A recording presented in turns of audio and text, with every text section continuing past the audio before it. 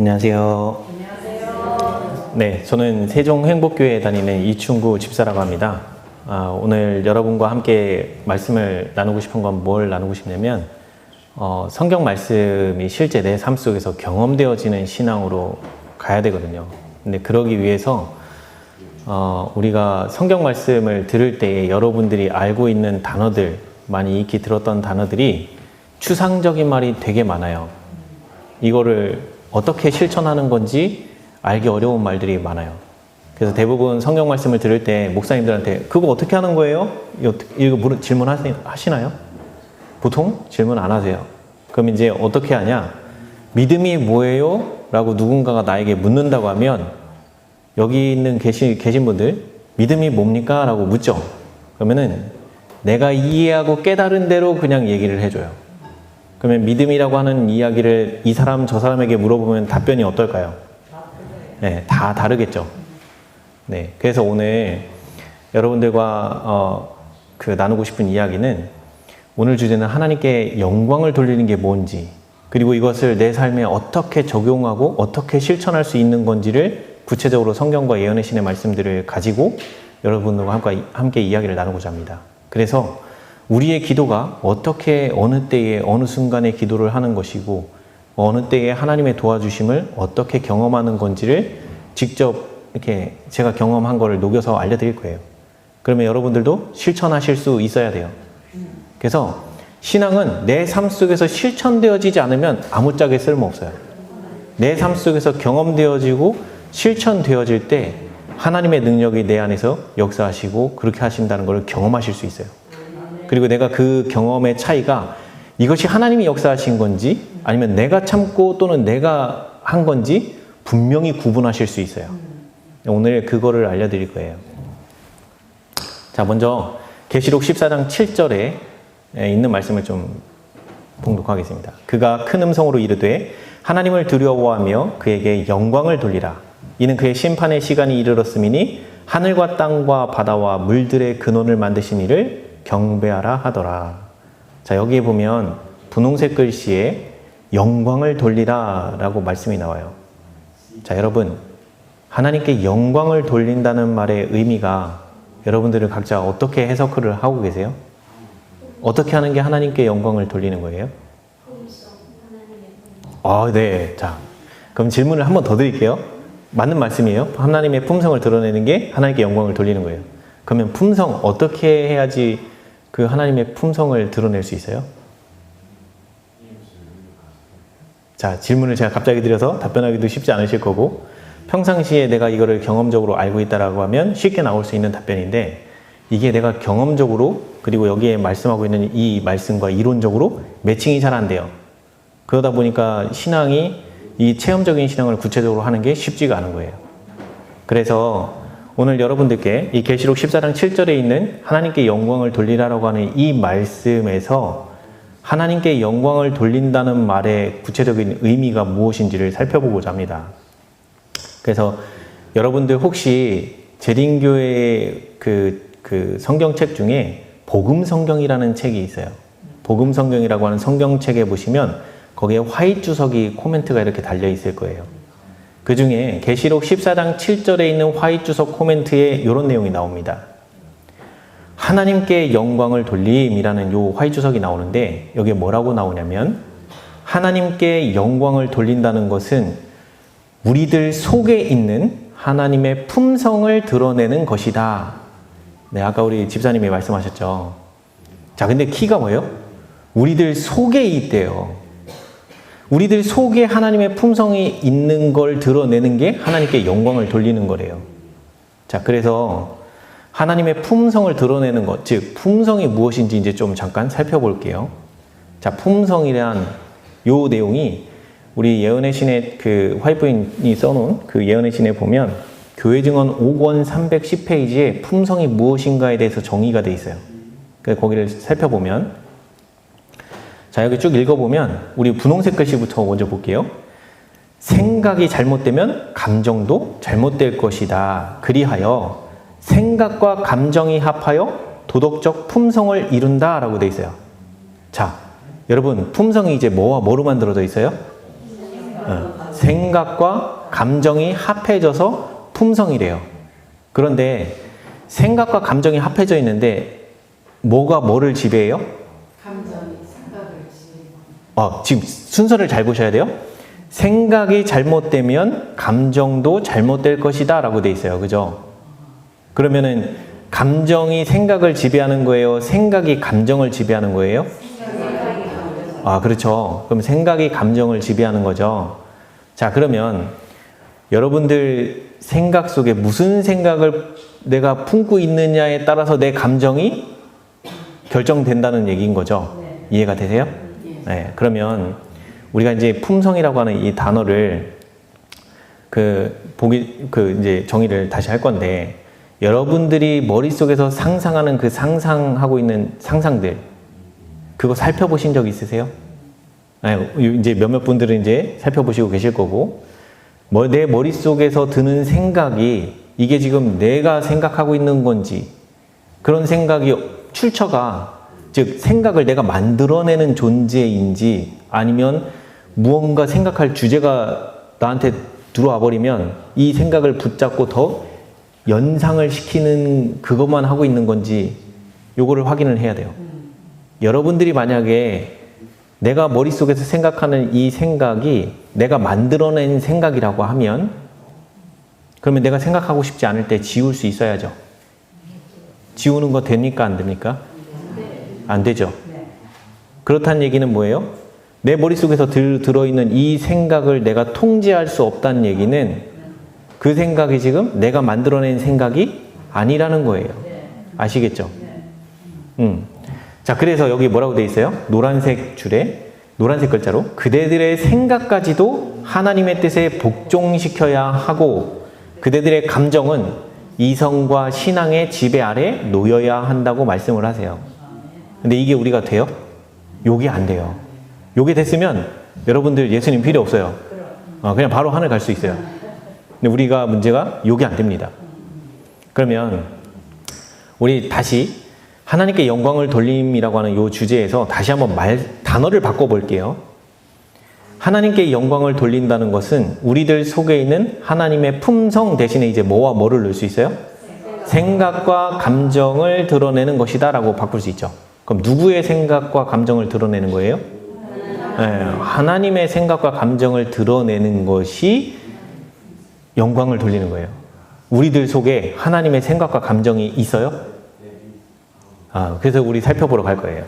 자, 그래서 우리들 속에 있는 하나님의 품성을 드러내는 건데, 품성 대신에 생각과 감정이라는 말로 바꿔 쓸 수 있다는 거죠. 자, 그러면 하나님의 품성, 즉 하나님의 생각과 감정은 뭔지 성경적으로 찾아보러 가죠. 자, 요한 1서 4장 16절을 가보니까 뭐라고 돼 있어요?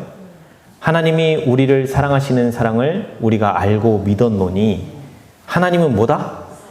사랑이시라. 사랑 안에 거하는 자는 하나님 안에 거하고 하나님도 그 안에 거하시느니라 라고 되어 있네요. 그래서 하나님은 뭐래요? 사랑이시래요. 그럼 사랑이 뭐예요? 우리는 왜 그러냐면, 여러분들이 성경 말씀과 예언의 읽을 때 자꾸 이런 질문을 나 스스로 던져야 돼요. 그래야 뭔지 구체적으로 이걸 찾아보려고 시도를 하고 알 수 있어요. 이게 성경 연구하는 방법은 어렵지 않아요. 자꾸 나한테 되물어보는 거예요. 하나님은 사랑이시래요. 그럼 사랑이 뭐예요? 자, 우선 잠깐 그 사랑을 알기 전에 먼저 다시 한번 단어 뜻풀이를 다시 한번 또 바꿔볼게요. 하나님께 영광을 돌린다는 것은 우리들 속에 있는 하나님의 품성 대신에 좀 아까 뭐 했어요? 네, 생각과 감정을 넣었어요. 근데 이번에는 저 생각과 감정 대신에 이제 뭐라고 넣을 수 있어요? 하나님은? 하나님의 품성은 뭐였다? 결국엔 사랑이었다. 그 사랑을 드러내는 게 하나님께 영광을 돌리는 거네요. 자, 그럼 이제 우리가 알아야 되는 건 뭐예요? 하나님의 사랑이 뭔지만 알면 돼요. 그죠? 그러면 우리들 속에 그 사랑이 있는지 없는지 확인하면 돼요. 아시겠죠? 보러 가죠. 자, 사랑하면 나오는 게 어디예요? 고린도전서 13장이 사랑장이에요. 그 사랑장을 보면 두 부분으로 쪼개져 있어요. 고린도전서 13장 사랑장은 1절, 2절, 3절이 있고 그 다음에 4, 5, 6, 7절이 있어요. 그 중에 먼저 1절, 2절, 3절을 볼 건데, 여기 보면 1절, 2절, 3절에 계속 뭐래요? 뭐가 자꾸 공통된 게 보여요? 사랑이 없으면인데, 자, 사랑이 없으면 앞에 있는 그 오렌지색 글자 뭐라고 돼 있어요? 내가 사람의 방언과 천사의 말을 할 수도 있고, 예언하는 능력도 있고, 모든 비밀과 모든 지식을 알고, 또 뭐래요? 산을 옮길 만한 모든 믿음이 있을지라도, 그리고 내게 있는 모든 것으로 구제하고, 내 몸을 불사르게 내줄지라도. 자, 여러분, 누군가가 여기 앞에 있는 주황색 글씨대로 이런 삶을 산다고 하면 여러분들이 볼 때는 어떤 사람으로 보여요? 이거 대단한 사람이에요. 이 지구상에 이런 성인군자 없어요. 사람이 보기에는. 그쵸? 대표적으로 우리 누가 있어요? 테레사 수녀. 테레사 수녀가 평생을 아프리카 고아들 또 어려운 이웃들을 도우려고 평생을 바쳤어요. 노벨 평화상 받았나요? 아마 그럴 거예요. 그 대단한 인물이에요. 그리고 그 카톨릭계에서는 성녀로 추대할 정도로 엄청난 입지적인 인물입니다. 그런데 이 카톨릭에 있던 그 테레사 수녀가 죽기 전에 어느 카톨릭 신부한테 쓴 편지의 내용이 있어요. 뭐라고 하냐면 자기는 하나님이 살아계신 걸 모르겠대요. 나중에 구글링 검색해보면 나옵니다. 네. 그래서 그런 편지를 쓰고, 아니, 평생을 남을 도와주는 일을 했는데, 뭐 한 거예요? 하나님을 모른 채 한 거예요. 지금 여기 고린도전서 13장 1절, 2절, 3절은 저 사랑이 없으면, 사랑이 없으면, 사랑이 없으면이라는 말은 좀 전에 우리 봤죠. 하나님은 사랑이시라. 요한복음 4장, 요한일서 4장 16절에 뭐라고요? 하나님은 사랑이시라. 근데 여기 지금 고린도전서 13장 1절, 2절, 3절은 뭐가 없으면이에요, 지금? 사랑이 없다는 얘기는 그러면 하나님이 없다는 얘기예요. 아시겠죠? 우리가 신앙생활 하면서 요 1절, 2절, 3절을 너무도 쉽게 할 수 있어요. 아시겠죠? 여러분들 마음에 하나님의 사랑이 전혀 없이도 요거 할 수 있어요. 여기에 사람들 속아요. 초신자들은 다 여기에 속을 수 있고요. 그러면 여기 지금 제일 심각한 말이 뭐냐면 내게 있는 모든 것으로 구제하고 내 몸을 불사르게 내준다. 즉 어디? 순교하는 자리까지 간다는 거예요. 그런데 하나님 보시기엔 뭐예요? 사랑 없이, 하나님 없이 했다는 거예요. 그럼 요 고린도전서 13장 1절, 2절, 3절 요런 신앙하면 구원받을 수 있을까요? 없을까요? 없어요. 네, 명확하죠. 그러면 진짜 구원받으려면 진짜 사랑이 뭔지를 알아야 돼요. 그게 어디 나와 있어요? 고린도전서 13장 4절부터 7절까지예요. 자, 여기 사랑은 오래 참고 사랑은 온유하며 시기하지 아니하며 사랑은 자랑하지 아니하며 교만하지 아니하며 무례히 행하지 아니하며 자기의 유익을 구하지 아니하며 성내지 아니하며 악한 것을 생각하지 아니하며 불의를 기뻐하지 아니하며 진리와 함께 기뻐하고 모든 것을 참으며 모든 것을 믿으며 모든 것을 바라며 모든 것을 견디느니라. 자, 여러분들께 질문 드려볼게요. 여러분들 얼마나 오래 참으세요? 참을 수는 없어요. 자, 제가 설명을 드릴게요. 참아요. 누구나 여기 다 참을 수 있어요. 근데 문제는 어디까지? 내 한계까지는 참아요. 우리 대한민국에서 그거 뭐라고 해요? 소뚜껑 열리기 전까지는 참아요. 뚜껑 열리기 전까지는 참아요. 근데 문제는 뭐예요? 뚜껑 열리기 직전인데 여기서 나를 더 건드려. 나를 더 화나게 하거나 짜증나게 하면 어떻게 해요? 요거 뚜껑이 열리죠. 그러면 이제 그다음부터 어떻게 돼요? 돌아버리죠. 돌아버리면 이제 내 말과 행동이 어떻게 바뀌어요? 갑자기 깜짝 놀라 너무 밝아져요. 자, 내 말과 행동 속에서 뭐가 나와요?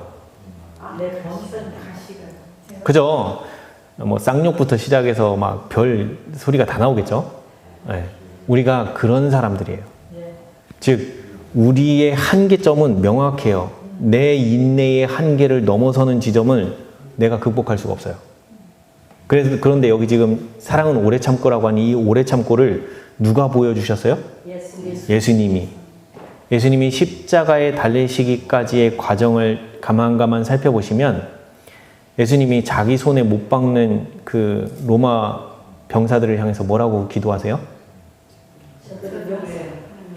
여러분 하실 수 있어요? 왜 못할까요? 사랑이 없습니다. 물론 사랑이 없으니까. 인내심이 없습니다. 나 지금 문제는 뭐예요? 이 손가락에 못을 박는데 아파요? 안 아파요? 아프죠? 거기서 그 기도해야 된다는 생각 들어요? 안 들어요? 네, 이게 우리 상태예요. 그리고 또 하나 여기 보면 성 내지 말래요. 우리 성 안 낼 수 있어요? 이게 안 돼요. 근데 여기 또 뭐라고 돼 있어요? 악한 생각 하지 말래요. 예수님은 뭐라고 말씀하세요? 여러분들이 육체적으로 가늠해야 가늠했대요? 생각으로 가늠하는 생각만 품어도 뭘 했다 이미? 이미 가늠한 자다라고 예수님이 이 땅에 오셔서 가늠에 대한 재정의를 해주셨어. 즉 율법에 대한 재정의를 해주셨어요. 생각 속에서 이미 내가 죄된 생각을 내 머릿속에 그 생각을 품는 즉시 뭐 한 거예요? 이미 죄 범한 거와 마찬가지라는 거예요. 그런 채로 하늘에 오면 큰일 나기 때문에 하나님께서 우리를 바꿔주시려고 하는 거예요. 자, 그래서 먼저는 우리가 좀 간단하게 살펴볼게. 우리가 어떤 상태였고 우리에게 왜 이 죄라고 하는 것이 우리의 삶에 많은 무게를 주고 우리를 누르고 있는가, 그리고 그 시작은 어떻게 되었는가 간단하게 살펴볼게요. 아담과 하와가 범죄에 빠지기 전에 이 두 부부는 에덴에서 정말 행복하게 살았어요.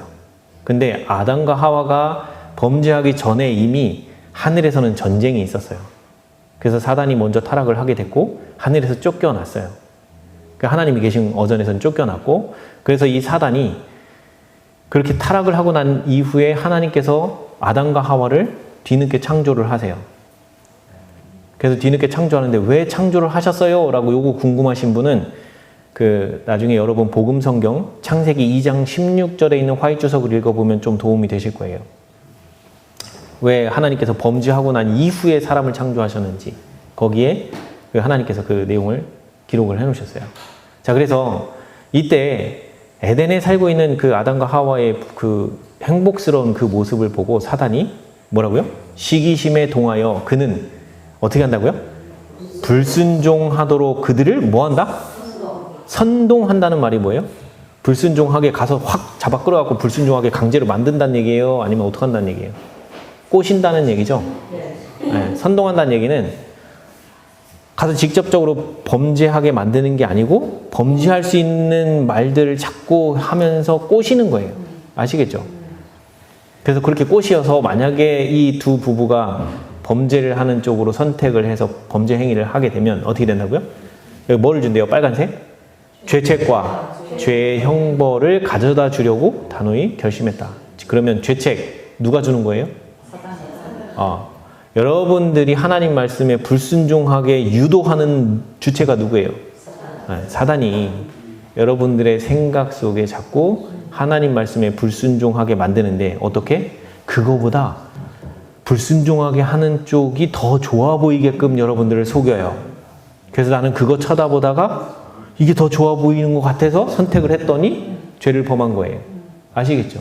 그랬더니 그 다음에 들어오는 게 뭐예요? 죄책이 들어와요. 자, 그래서 맨 처음에 이 아담과 하와가 이 사단에 의해서 불순종하도록 선동을 당했을 때 무엇이 바뀌었는지를 확인할 거예요. 여기 보시면 아담과 하와가 하나님께 불순종하게 되자 그들의 뭐가 바뀌었대요? 사상이 뭐예요? 그렇죠. 우리의 생각이 바뀌는 거예요. 내 생각이 바뀌어서 뭐가 없어졌어요, 지금? 여기 밑에 보면 자아를 사랑하는 마음이 하나님을 사랑해야 할 자리를 대신했다. 즉 여러분들의 생각 속에 원래는 우리가 이렇게 죄짓기 전에는 하나님을 향한 사랑이 가득했던 이타적인 사랑만 하던 존재들이었어요. 그런데 사단의 그 이기적인 사상에 그 사단이 속이는 그 말에 속아서 그것이 더 좋아 보여서 선택을 해봤는데 뭘 잊어버렸어요? 이타심을 다 잊어버렸어요. 그 다음에 들어온 게 뭐예요? 이기심이 들어온 거예요. 이게 최초의 범죄했을 때에 우리가 어떻게 바뀐 건지를 말해주고 있는 거예요. 그러면 우리가 지금 성경 말씀과 연애에서는 계속 뭐라고 얘기를 하고 있냐? 여기 뭐라고 돼 있어요? 마음은 영혼의 원수가 제시하는 모든 주제를 닥치는 대로 뭐 하도록? 생각하도록 버려두면 절대 된다, 안 된다? 안 된다. 그러니까 여러분들의 생각을 살펴야 돼요. 아시겠죠? 그래서 뭐래요? 마음은 충실히 지켜야 된다. 근데 지킬 수 있어요? 아까 여러분들 생각 통제할 수 있어요, 없어요? 못하죠. 그러니까 어떻게 해요? 여기 지금 마음은 충실히 지키라고 돼 있죠. 명령어잖아요. 지킬 수 있냐고요? 지킬 수 없는 사람들한테 지키라고 명령을 주신 건 뭐예요? 그래요. 지킬 수 있게 도와주시는 분을 의지하라는 거예요. 그래서 여기 뭐래요? 만약에 우리가 마음을 충실히 지키지 못하면 무슨 일이 벌어진대요? 그렇지 않으면 밖에 있는 악이 속에 있는 악을 어떻게 한다고요? 일깨워 영혼은 어둠 속에서 방황할 것이다. 자, 그러면 아담과 하와가 범죄하고 난 이후에 사람들에게 달라진 것이 하나 있어요. 뭐가 달라졌어요? 우리 속에 전에 없는 악의 씨앗이 존재하는 거예요. 그래서 바깥에서 나를 유혹하는 음란한 생각을 품게 한다든지 돈을 사랑하는 마음을 들게 한다든지 해서 하나님을 멀리 떠나게 만드는 이런 생각을 나에게 이렇게 싹 생각할 수 있게 그런 생각을 내 눈앞에 펼치게끔 이런 거 해놓으면 내가 그걸 자꾸 쳐다보잖아요. 그런 소리를 자꾸 듣잖아요. 그럼 내 마음이 어떻게 된다고요? 내 안에 있는 악이 그거 하고 싶은 충동을 확 일으킨다는 말이에요. 여러분들 누가 내 남편이 또는 내 가족이 누군가 나를 짜증나게 해요. 그래서 그거를 계속 이것 봐라 이렇게 생각을 하면 자꾸 어떻게 돼요? 내 안에 속에 있는 악이 이거 봐, 야 너 지금 저 한마디 해줘야 돼. 그냥 두 배로 이렇게 더 이렇게 쏘는 말 해갖고 이렇게 해서 탁 요걸로 찔러줘야 돼. 이렇게 한 거 전에 이런 잘못 있지? 요걸 한 엮어갖고 이렇게 해줘야 돼. 요거 지금 어디서 작동하는 거예요? 내 마음 속에서. 나에게 지금 다른 요 매개체를 통해서 나의 남편이든 나의 가족들인가 누군가 나와 가까운 누군가를 통해서 나에게 충동을 거는 거예요. 뭐 하도록? 자꾸 짜증이 나거나 화가 나거나 이렇게 하도록 충동을 걸면 자동적으로 내 안에서는 그거에 반응하는 이 악이 있다는 거예요. 근데 그걸 내가 조절할 수 있어요, 없어요? 이게 안 돼요. 예수님께서 이 땅에 오셔서 뭐라고 말씀하시는지 한번 볼까요? 예수께서 이르시되 너희도 아직까지 깨달음이 없느냐. 즉 바리새인들이 그 손을 씻지 않고 먹는 거에 대해서 이제 제자들이 그렇게 먹는 거에 대해서 예수님한테 항의하러 왔어요. 그랬더니 예수님이 뭐래요? 이제 바리새인들에게 한번 이야기를 해줬어요. 그랬더니 이제 제자들이 이 비유가 이해가 안 가는 거예요. 그래갖고 이제 아니 입으로 들어가는 것은 이제 제자들이 예수님께 물어봤어요. 그랬더니 예수님이 뭐라고 얘기하세요? 입으로 들어가는 모든 것은 배로 들어가서 뒤로 내버려지는 줄을 알지 못하느냐. 입에서 나오는 것들은 마음에서 나오느니 이것이야말로 뭐한다? 사람을 더럽게 만드니라. 더럽게 하느니라. 마음에 나오는 게 뭐라고요? 악한 생각과 살인과 간음과 음란과 도둑질과 거짓 증언과 비방이니 여기 시기 질투 언급되지 않은 모든 죄들이 다 어디서 나온다? 마음에서 나온다는 거예요. 마음은 아까 뭐였어요? 여기 생각이죠. 생각이 잘못되면 뭐도 잘못된다? 감정도 잘못된다. 이해가 되세요? 그러니까 지금 내가 악한 생각을 자꾸 하게 되면 내 감정도 그거에 맞춰서 요동을 친다는 거예요. 그러면 내 감정이 요동을 치니까 어떻게 돼요? 내 말과 행동이 그 감정, 내 생각하고 있는 생각과 감정대로 내 말과 행동이 나와지는 거예요. 그럼 그 영향을 누가 받아요? 나와 다투고 있는 사람들과 그런 영향이 이제 서로 주고받고 하게 되겠죠. 그래서 이런 것들이 사람을 더럽게 한다고 예수님께서 말씀하셨어요. 어디서 나오는 거? 입에서 나오는 건 마음에서 나온다. 그래서 여러분들이 일상생활 속에서 말 함부로 하는 거 조심하셔야 돼요. 근데 이거 제어하는 게 쉬워요? 어려워요? 어려워요. 새치혀가 우리를 불사르는 이 구덩이에 밀어넣게 하는 거라는 거 잠언에서도 얘기하고 있잖아요. 혀를 제어하기가 그렇게 어렵다는 거예요. 혀는 어디 걸 얘기하고 있는 거예요? 마음에 있는 걸 얘기하잖아요. 근데 마음을 내가 컨트롤할 수 있어요? 없어요? 안 돼요, 안 돼. 이게 됐으면 다 하늘나라 가셨다니까요. 아시겠죠? 자, 그래서 우리가 죄를 범하면 우리 마음 가운데 벌어지는 일이 있어요. 무슨 일이 벌어지냐? 죄인들 자신의 생각이, 내가 이미 죄를 범했죠? 죄를 범해서 불순종하는 상황이 벌어졌어요. 그러면 내가 불순종하게 되면 죄인들 자신의 생각이 곧 그의 뭐가 돼요? 고소자가 되므로, 자, 범죄한 양심의 가책보다 더 심한 고문이 있을 수가 없대요. 그러니까 우리가 죄를 범하면 지금 무슨 일이 벌어져요? 죄책감에 내 마음이 짓눌리는 거예요. 아시겠죠? 이 죄책감에 짓눌리니까 무슨 일이 벌어져요? 이는 죄인에게 밤이나 낮이나 마음에 뭐가 없어요? 안식이 없어요. 안식은 이꼴 뭐예요? 평안이 없는 거예요. 내가 하나님 말씀에 불순종하고 죄를 범하면 내 마음에 평안이 깨져요. 평안이 깨지면 어떻게 해요? 그것 때문에 밤새 고민하고 씨름하고 잠도 제대로 못 자고 그 사람 보면 또 부르르 또 떨고 열받고 이게 반복인 거예요. 아시겠죠? 우리가 이런 상태에 있다라는 거예요. 그러니까 그 죄책감을 내가 처리할 수 있어요? 없어요? 해결할 수 있어요? 없어요. 이게 안 돼요. 그래서 예수님이 십자가에서 뭘 한 거예요? 그분은 자기가 져야 할 온 세계의 죄의 짐, 곧 율법을 범한 뭐라고요? 자, 좀 전에 우리 죄책 누가 준다고요? 사탄이 하나님의 율법, 즉 하나님의 말씀에 불순종하게 하면 생기는 게 뭐예요? 죄책이에요. 그렇죠? 근데 예수님이 십자가에서 지금 뭘 가져가셨어요? 죄책을 가져가신 거예요. 죄책을 담당하신 거예요. 그래서 죄책을 지심과 동시에 아버지께서 얼굴을 숨기심으로 인한 영혼의 고뇌도 견디셔야 했다. 그래서 예수님께서 뭐라고 하세요? 수고하고 무거운 짐진 자들아. 이게 무거운 짐이 뭐예요? 죄책이에요. 이게 여러분들이 해결이 안 돼요. 그러니까 그거 어떻게 하라는 거예요? 내게로 오라. 가지고 오라. 그 죄책 가지고 나에게 오라는 거예요. 그러면 어떻게 한다? 내가 너희를 쉬게 한다. 그 쉬게 하는 게 무슨 쉼이에요?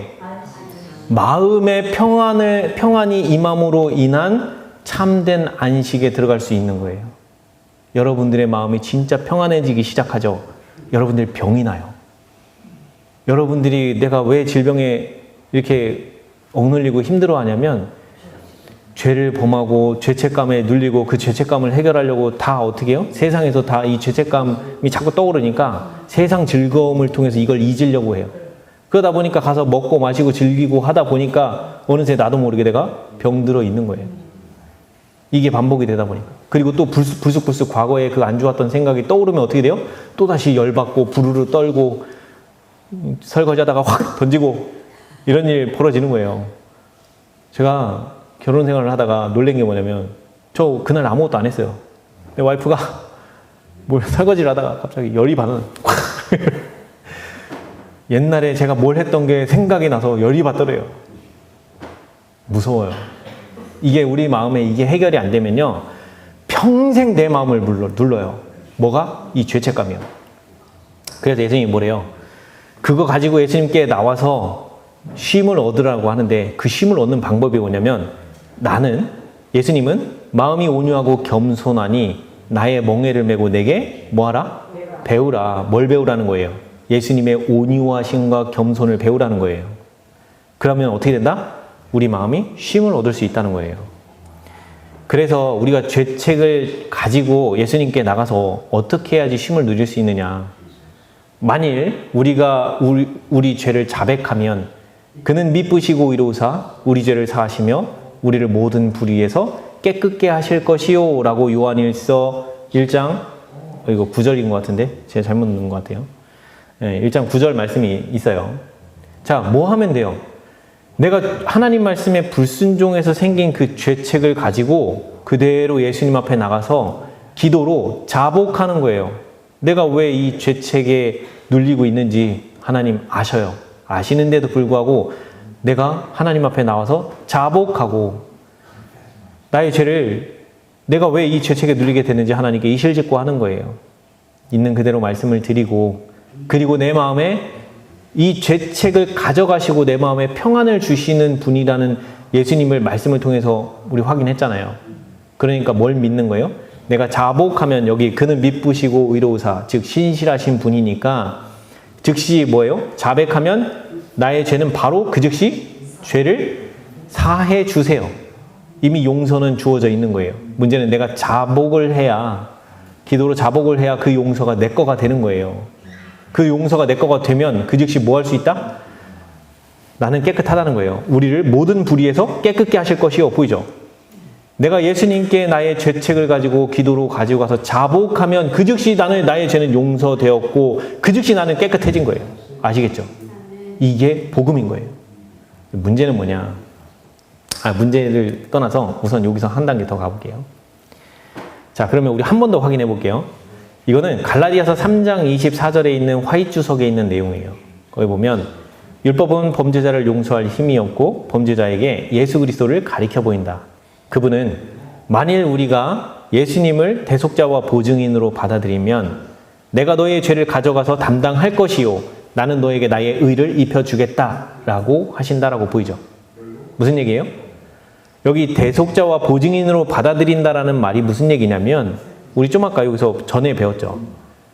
나의 죄를 가지고 예수님 앞에 가서 자복하면 즉시 나의 죄를 용서하시고 나를 깨끗게 해주신다는 그 말씀을 믿고 예수님 앞에 가서 자복하면 무슨 일이 벌어져요? 그 자복한 행위가 예수님을 대속자와 보증인으로 받아들였다는 증거예요. 그렇기 때문에 그렇게 자복하면 그 즉시 죄를 누가 가져가신다고요? 내가 드리는 게 아니고 내가 자복만 하면 예수님이 나의 죄를 가져가서 담당하신다는 거예요. 그러니까 아까 우리 기억나시죠? 예수님이 십자가에서 지신 게 뭐라고요? 온 인류의 죄책을 지셨다고 됐죠. 그럼 내가 가서 죄를 자복하면 나의 마음에 억누르고 있는 그 죄책을 예수님이 가져가신다는 거예요. 그 즉시 그리고 나는 너에게 나의 의를 입혀주시겠다는 얘기는 뭐예요?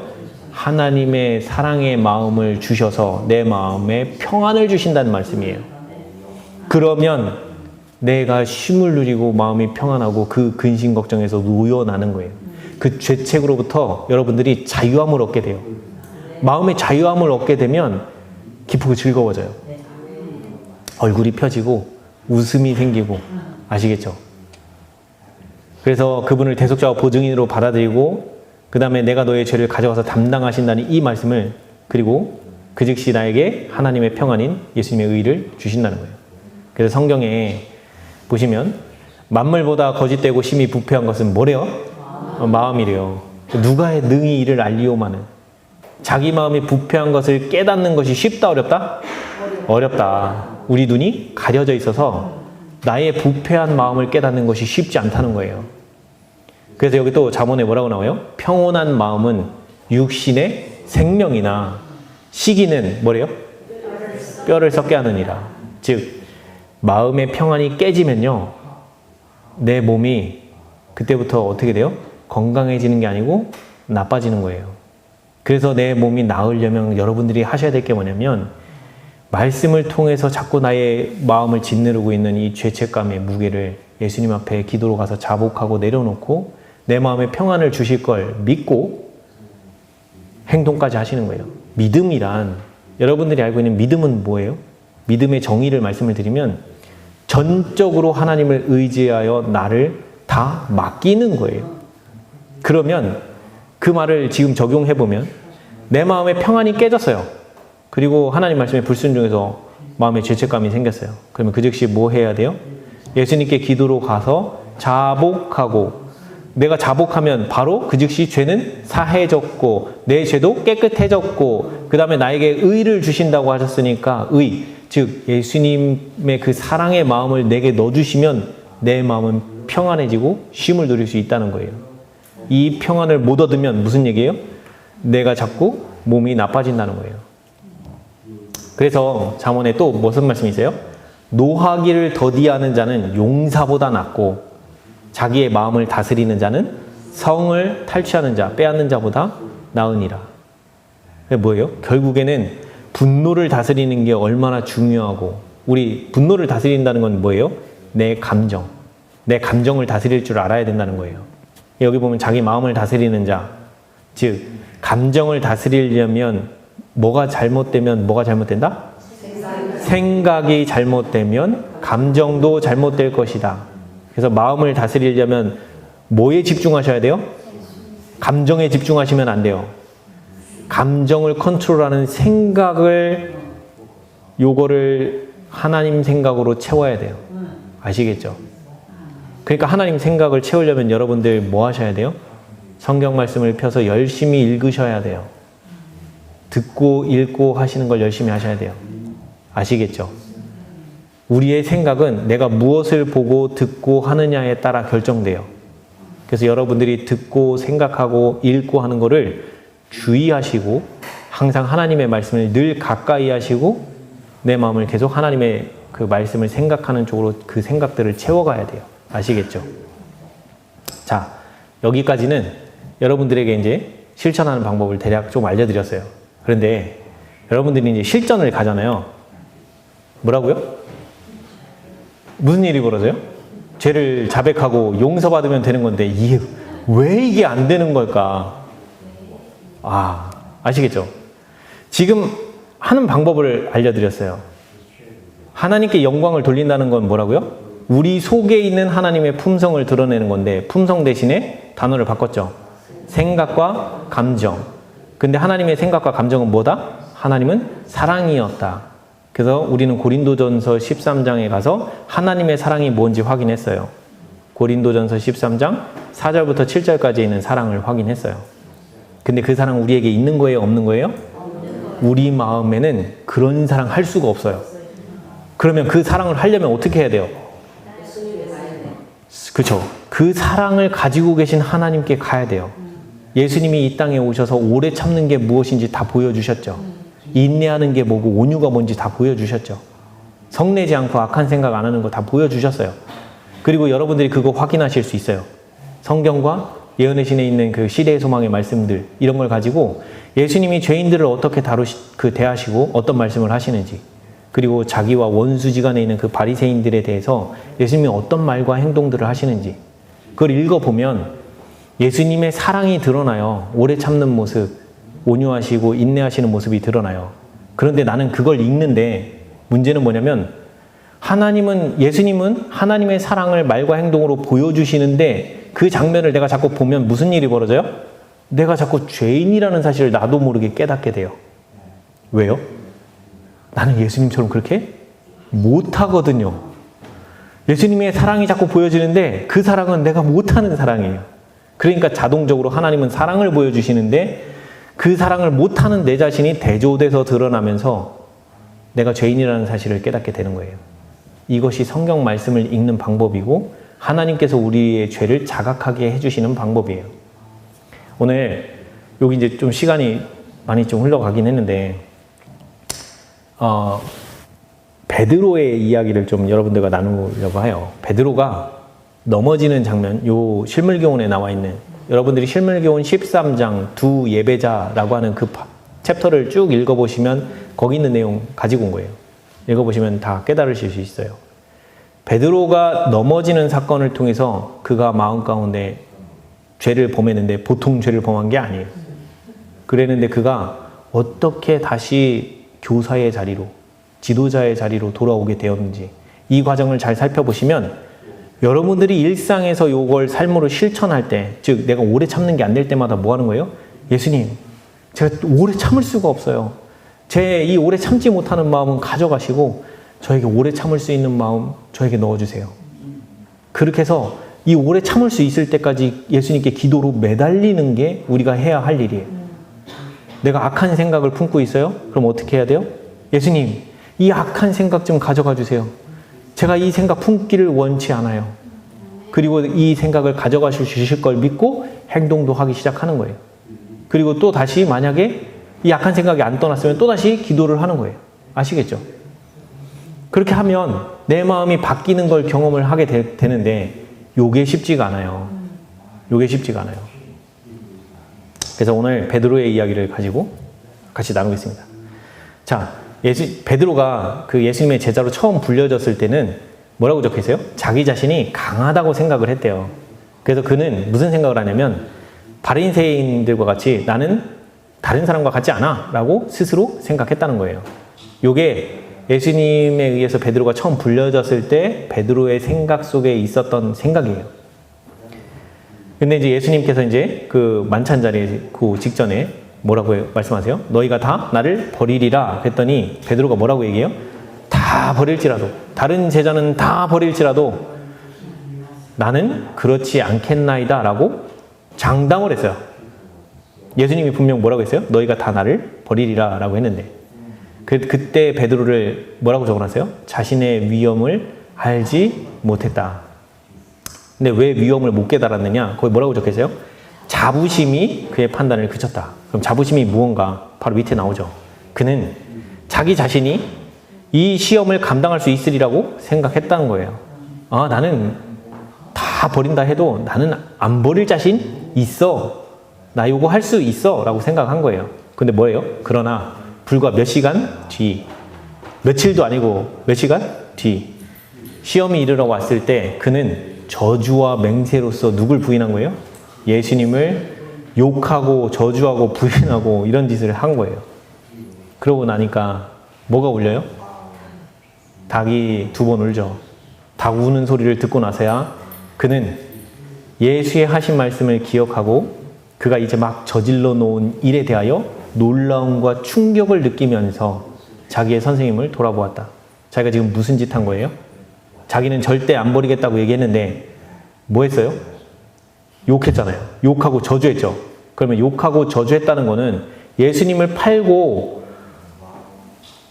예수님을 은 20에 판 유다나 욕하고 저주한 자기나 똑같은 부류라는 거잖아요, 지금. 아시겠죠? 그러니까 지금 뭐 한 거예요? 자기가 지금 이제 막 저질러 놓은 일에 놀라움과 충격을 받은 이유가 그거예요. 자기가 지금 유다와 똑같은 존재라는 걸. 그러니까 바로 그 순간에 예수님을 쳐다봤더니 예수님이 어떻게 해요?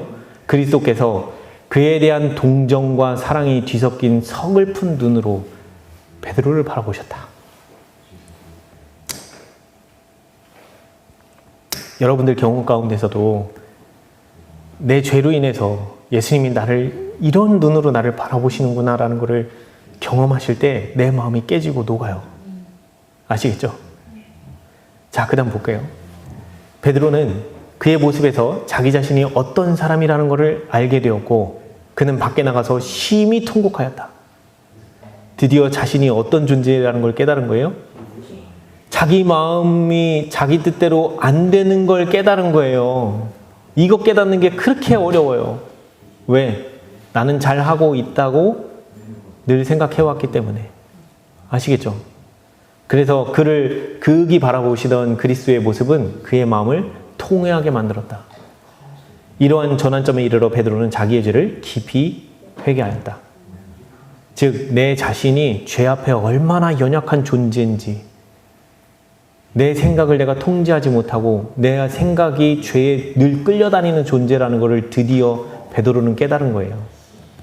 이 사건은 베드로에게 있어서는 너무도 놀랍고 큰 충격이었어요. 여러분들에게 있어서도 내가 이런 죄인이었구나라는 이걸 깨닫는 이 지점이 바로 여러분들에게 회개의 선물이 주어지는 지점이 될 거예요. 그는 세리처럼 통회하고 회개하였고 세리처럼 긍휼히 여김을 받았다. 그를 바라보신 그리스도의 모습은 그에게 용서를 보증해 주었다. 이제 그의 자부심은 사라졌고 전에 자만스럽게 장담하던 말이 다시는 반복되지 않았다. 이렇게 자기가 어떤 존재인지, 자기 생각이 얼마나 연약한 존재인지 깨닫지 못하고 함부로 그렇게 했던 행동들이 이제는 자기의 진짜 참 실체를 깨닫고 나니까 얼마나 연약한 존재인지를 알게 된 거예요. 그러니까 이제 자기 스스로 나 이렇게 할 수 있어라고 장담할 수 있는 말을 할 수 있어요, 없어요? 네. 그래서 거듭나게 되면, 여러분들이 거듭남을 진짜 경험하게 되면 그 다음부터 달라져요. 뭐가 달라지냐면 내가 전에는 함부로 했던 말들, 그리고 남들에게 함부로 대했던 행동들이, 말과 행동들이 달라지게 되어 있습니다. 그러면 여기 지금 이 베드로가 세리처럼 통회하고 회개하였고 라고 나오잖아요. 그러면 여러분들 바리새인과 세리의 기도 아시죠? 바리새인과 세리의 기도 중에 바리새인은 뭐라고요? 내가 저 세리와 같지 않음으로 인하여 감사드립니다 라고 하면서 누구랑 비교해요? 사람 세리와 비교를 했죠. 근데 세리는 어떻게 했는지 한번 잠깐 보고 갈게요. 세리도 성전에 올라갔으나 즉시 자기 자신이 예배드릴 자격이 없는 사람이라고 생각하고, 자, 베드로가 예수님을 3번 부인하고 난 다음에 베드로가 이런 심정이지 않았을까요? 만약에 예수님 앞에 예배하러 가야 된다고 하면 자기가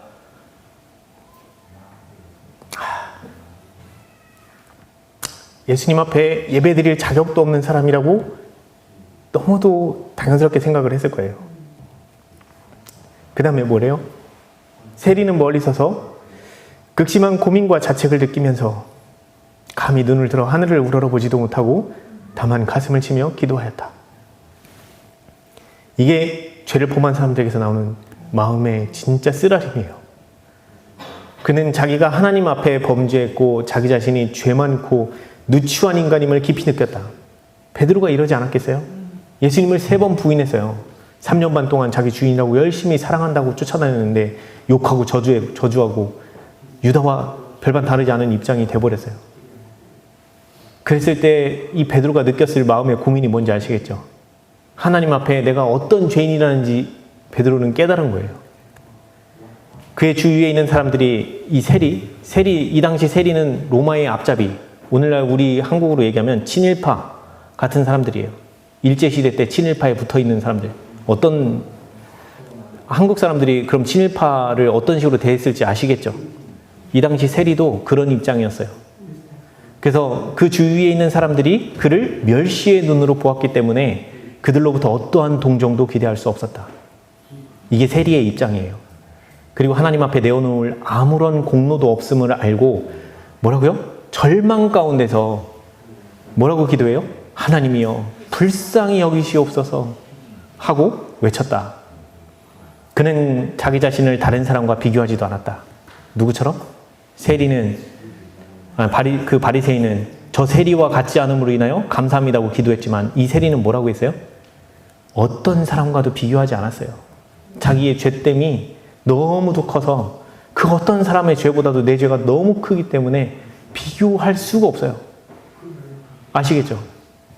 그는 자기의 죄에 대한 자각에 압도되어 뭐라고요? 홀로 하나님 앞에 섰다. 내 죄가 얼마나 큰지 이걸 해결할 방법이 없는 걸 너무도 절실히 깨달은 거예요. 그의 유일한 소원은 뭐라고요? 죄 사함을 받고 마음에 뭐를 얻는 거? 화평을 얻는 것이 이 세리의 최고의 소원이래요. 여러분들도 죄책감에 짓눌리면 여러분들 마음 가운데 얻기를 원하는 게 뭘까요? 마음이 쉼을 얻고 평안을 얻기를 원하실 거예요. 그래서 이를 위한 그의 유일한 간구는 하나님의 자비를 구하는 것이다. 왜요? 하나님, 저 좀 불쌍히 여겨주세요. 그래서 뭐 해달라고요? 용서해달라고. 그래서 하나님의 용서가 내 마음에 받아들여지면 내가 어떻게 되니까? 마음이 진짜 평안해지고 그 죄책감에 짓눌려 있던 그 죄책에서 자유함을 얻기 때문에 그래요. 그래서 여기 뭐라고 돼 있어요? 이렇게 기도한 세리의 기도는 그리하여 그는 축복을 받았다. 무슨 축복 받은 거예요? 여기서 말하는 축복이 뭐예요? 마음에 평안이 온 게 축복이라는 거예요. 아시겠죠? 그러니까 여러분 세상에서 돈 많이 버는 게 축복이에요? 이렇게 해서 하나님이 나를 축복하셔서 돈 이만큼 벌었어요. 이게 축복이에요? 하나님이 주시고자 하는 축복 중에 가장 큰 축복이 뭐냐면 죄인에게 있어서 죄책으로부터 자유하게 해주고 마음에 평안을 얻게 하는 게 하나님이 주시고자 하는 가장 큰 축복이에요. 아시겠죠? 네, 그래서 죄송합니다. 지금 너무 길죠? 네. 여기 베드로를 타락하게 만들고 바리새인으로 하나님과 교통하지 못하게 막은 악이 오늘날에도 수많은 사람들을 멸망시키고 있다. 이게 뭐예요? 여기 뭐라고 적혀 있어요? 교만과 자부심만큼 하나님께 더 가증스럽고 사람의 심령에 더 위험한 것은 없다. 자, 자부심, 그거 뭐예요? 장담하는 거죠. 나 이거 할 수 있어 라고 장담하는 거. 근데 자기의 연약한 상태를 전혀 깨닫지 못한 채로 그렇게 하는 것이 자부심이라는 거예요. 교만은, 여기 지금 교만이 나와요. 교만은 모든 죄 중에 가장 절망적이고 가장 고치기 어려운 죄이다. 교만이 왜 어려운 죄인가? 고치기 어려운 죄인가? 자, 여기 보면 이건 이제 시대의 소망에 있는 말씀인데 진리는 마음에서 은혜의 역사를 통하여 받아들여져야 한다. 하나님의 성령께서 보여주시는 모든 죄를 버리는 데 달려있다. 진리를 받아들이는 거는 하나님의 성령께서 보여주시는 모든 죄를 버리는 데 달려있다. 라는 거예요. 그래서 진리의 원칙에 반대되는 모든 습관과 행동을 양심적으로 벗어버리기 위해서 그거를 행동하기 시작하는데 돼요? 안 돼요? 안 되거든요. 그러니까 어떻게 해요? 예수님 도와주세요 하면서 예수님께 기도로 매달리게 돼 있어요. 요렇게 해야 되는데 문제는 교만이 내 마음에 자리 잡죠. 그러면 여기 뭐라고 되세요? 하나님의 성령께서 보여주시는 모든 죄를 버리게 하시게 하시고자 우리의 죄를 보여주세요. 어떻게? 하나님은 사랑을 보여주세요. 우리의 죄를 보여주시는 게 아니고. 죄를 보여주시는 게 아니고 하나님은 유다가 자기를 배반하고 십자가에 팔 걸 아시는데 그 유다의 발을 씻겨주세요. 정말 너무도 사랑하는 마음으로 그렇게 하세요. 원수의 발을 씻겨주세요. 여러분 하실 수 있어요? 안 되죠. 하나님은 그런 사랑을 보여주는데 그렇게 하지 못하는 내 자신이 거꾸로 대조돼서 내 죄가 비춰지는 거예요. 그게 뭐예요? 지금 성령께서 그렇게 나의 죄를 비춰주신다는 거예요. 그런데 교만한 자는 뭐냐면 그렇게 내가 죄인이라는 사실을 깨달았을 때 여기 뭐라고요? 양심적으로 그 죄된 걸 이제 하지 않기로 결심하고 하나님께 도와달라고 나오는 길로 나와야 되는데 교만한 자는 그걸 해요, 안 해요? 듣기 싫어요. 이 내 죄를 보여주는 걸 더 이상 보고 싶지 않아 하는 거예요. 그러니까 죄를 깨닫게 하시는 하나님이 그 마음 가운데서 역사하실 수 있어요, 없어요? 그래서 교만은 성령 모독죄하고 똑같아요. 성령 모독죄는 뭐예요? 성령께서 우리 마음에 나의 죄된 상태를 보여주셔서 내가 진짜 하나님 보시기에 어떤 죄인임을 올바르게 깨닫게 해주시는데 이 교만한 마음이 내 마음에 자꾸 오면 이 음성 듣기를 싫어하는 거예요. 그러니까 내가 죄인이라는 사실을 깨달을 수 있어요, 없어요? 없어요. 그러니까 회개를 할 수가 없게 되는 거예요. 회개를 못하면 하늘에 갈 수 있어요, 없어요? 못 가요. 그래서 성령 모독죄는 사하심을 얻지 못한다고 성경이 말씀하고 계신 거예요. 아시겠죠? 그래서 자신을 하나님께 바치고 정직한 마음으로 그분의 뜻을 알고 행하기를 바라는 자들에게 진리는 그들을 구원하는 하나님의 능력으로 나타난다. 그래서 베드로는 자부심은 이제 그로 하여금 구원을 얻었다는 생각을 자, 이게 무슨 얘기냐면 베드로가 3번 부인하는 지경까지 가는 과정을 잠깐 나온 거예요. 요게 지금 오늘날 우리들에게 우리 신앙을 방해하는 가장 결정적인 게 지금 여기 있기 때문에 이걸 잠깐 다루고 넘어갈게요. 베드로가 처음 타락할 때 이렇게 이것이 하루아침에 된 게 아니고 여기 뭐라고 돼 있어요? 오랫동안 점진적으로 그 마음 가운데서 이 자부심이 자란 거예요. 그래서 이 자부심은 그로 하여금 뭐 했다? 구원을 어떻게 했다고요? 구원을 얻었다는 생각을 갖게 했다는 거예요. 이 베드로에게. 그렇게 되니까 이렇게 되면 어떻게 된다? 마침내 자기 선생님을 부인하는 지경까지 이르게 된 건 뭐다? 나 구원 얻었어 라고 하는 이 착각 속에 있었기 때문에 예수님을 3번 부인하는 지경까지 간 거예요. 이 세상에서 자아에 대한 확신을 갖거나 시험에 대한 위험성이 없다고 생각하는 것은 결코 안전하지 못하다. 구주를 받아들인 사람들이 아무리 진실하게 회개했다 할지라도 우리는 그들이 구원을 받았다는 말을 해주거나 그러한 생각을 갖도록 가르쳐서는 된다, 안 된다? 안 된다. 그렇게 하는 것은 그들을 그릇 인도하는 것이 된다.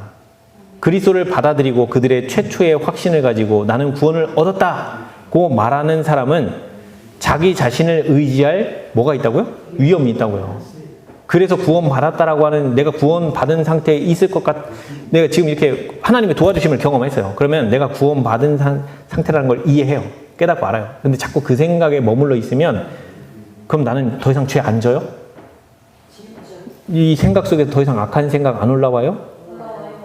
끊임없이 올라와요. 그렇기 때문에 끊임없이 예수님께 의지해야 되는 거예요. 그런데 구원받았다라고 자꾸 생각하면서 내가 안주하기 시작하면 투쟁해요, 안 해요? 이게 결정적인 문제가 됩니다. 그래서 이러한 사람들은 자신의 연약함을 볼 줄 모르며 항상 하나님의 능력이 필요하다는 것을 잊어버린다는 거예요. 네. 그래서 베드로를 구원하기 위하여 나타내셨던 동일한 긍휼하심이 시험에 빠진 모든 사람들을 위해서도 베풀어져 있다. 그래서 사람들로 절망과 공포 속에 빠져 용서받기를 두려워하게 만드는 것이 사단의 특별한 계책이다. 네, 그래서 오늘 여기 조금만 죄송한데 여기 한 3장 정도만 하고 마치도록 하겠습니다. 여러분들이 여기 와서 건강개혁 하시죠? 네. 보면 여러분들이 여기 아셔야 될 것 중에 하나가 뭐냐면 뇌예요, 뇌. 뇌신경에 대해서 아셔야 되는데 온 몸과 교통하는 뇌신경은 하나님께서 사람과 교통하며 그의 깊숙한 내적 생애에 영향을 미칠 수 있는 뭐라고요? 유일한 매개체라고요. 그래서 여러분들이 여기 오셔서 건강식하고 건강생활하고 뉴스타트 생활 하시는 이것이 뭘 회복하는 거예요? 요 뇌신경을 회복하는 거예요. 이 뇌신경이 회복이 되면 여러분들이 말씀을 읽을 때에 깨달음이 더 깊어져요. 그리고 하나님의 말씀에 의도하신 바가 뭔지 점점 더 깊이 깨닫고 알 수 있어요. 아시겠죠? 그래야 내 죄를 가지고 예수님 앞에 나가서 자복함으로 인해서 내가 죄의 씻김 받고 내 마음의 죄책으로부터 자유함을 얻고 쉼을 누릴 수 있어요. 그러면서 병도 낫고 내가 점점 더 하나님과 가까워지는 거예요. 아시겠죠? 근데 사단이 어떻게 한다고요? 정욕과 방종으로 사람들을 유혹해서 정욕과 방종 이런 거에 방종하도록 하게 하면 어떻게 된다? 요렇게 하면 만일 여하한 종류의 부절제를 통하여 인식 기능이 마비되면 영원한 사물을 분별할 수 없게 된다. 그래서 여러분들에게 있어서 음식 먹고 생활에서 그 절제하고 인내하는 것이 필요한 이유가 이것 때문에 그래요. 그래서 저희들은 이걸 알려주고 있는 거고, 이게 왜 필요하냐? 사람들은 식욕과 정욕의 방종으로 핵심이 이거예요. 구속의 경륜의 대진리를 깨달을 능력이 없게 된다. 그렇기 때문에 여러분들이 우리의 약점과 결점을 가지고 예수님께 숨어야 되는데 이걸 못하게 되면 여러분들은 죄책에 눌리게 돼 있어요. 그렇기 때문에 예수님은 뭐라는 거예요? 그 죄짐을 가지고 나와서 너희들이 씻김받고 쉼을 누리라는 거예요. 아시겠죠? 그래서 하나님에 관한 지식을 보존하며 더럽힘을 받지 않은 적은 무리가 우리가 항상 있을 거라는 거예요. 이제 여러분들이 이제 삶 가운데서 신앙을 어떻게 해야 되실지 아시겠어요? 아까 고린도전서 13장 4절부터 7절까지 이것이 안 될 때마다 순간순간마다 하나님을 의지하며 하나님께 기도로 나가서 나의 죄됨을 자복하고 그러므로 내 죄를 가져가서 담당하시는 예수님으로 인하여 감사해야 하고 내 마음에 평안을 주시는 분이라는 걸 믿고 행동하시기 시작하면 여러분 마음이 변할 거예요. 마음이 바뀌는 경험을 했다고 이것이 다 회개가 아니에요. 그건 회개로 나가기 위한 과정이고 또 이런 과정들을 통해서 내 죄가 씻김을 자꾸 받는 이런 과정들을 통해서 여러분들이 그러니까 거듭남의 경험이 없는 사람들이 이걸 하다가 이 마음이 바뀌는 경험을 한번 해보잖아요. 그러면 그거를 거듭났다라고 착각하는 경우가 있어요. 거듭남은 내가 어떤 죄인인지 오늘 아까 보셨죠? 베드로가 어떤 처절한 마음으로 통곡하고 자기의 죄로 인해서 하나님이 자기의 죄를 어떻게 여기시는지를 깨달았다고 했죠. 자기 안에 들보를 그렇게 깨닫는 게 진짜 중요한 겁니다. 그 과정 이후에 이 마음 가운데 벌어지는 이 투쟁에서 하나님을 의지함으로 인해서 마음의 평안을 얻어보면 그것이 이제 점차 많이 여러분들을 즐겁게 하고 얼굴에 웃음을 주시는 그 하나님을 경험하시게 될 거예요. 날로 여러분들이 경험하실 수 있습니다. 죄책감 들 때 어떻게 한다고요? 죄책 가지고 예수님께 나가서 자복하시고 마음의 평안을 주신다는 걸 믿고 행동하시면 돼요.